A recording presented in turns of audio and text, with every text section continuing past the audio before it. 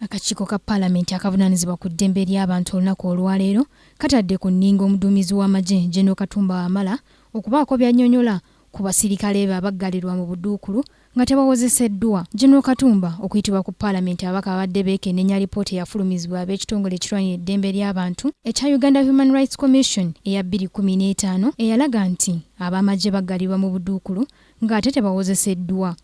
The court martial is only one, or the general court martial is only one in the county, and the fellows who are brought here on military-related charges take very long to appear in court, and even those who appear in court do not get justice. I'm an example that.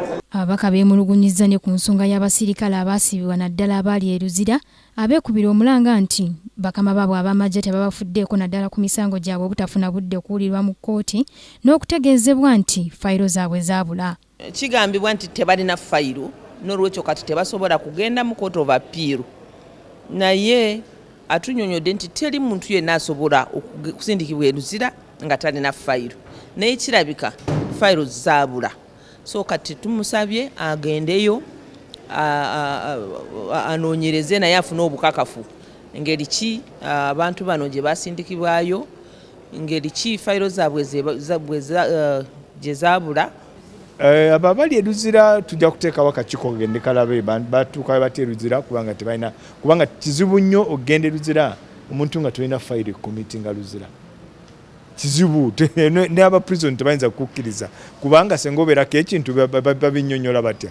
Buli agenda e Luzira ateekwa okuba nga bamuconvictinga kweganga baamala omusalira. Alipoota y'emu yanokolayo n'ensonga y'abasibe okufuluma mu bulobo bwebumu ekintu eky'obulabe eri obulamu bwabwe. Mu kwanukula ababaka, General Katumba annyonnyodde nti enkola eno ey'abasibe okufuluma mu bulobo yaggyibwawo dda. Bayogera ku kigambo kya detention centers zaffe naddala abantu okuba nti bakozesa bulobo okweyamba.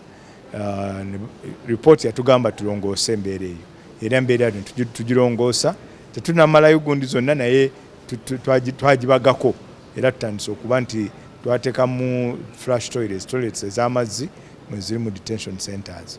Joanita Mbabazi, Kingdom TV, amalindirire. This is Kingdom TV.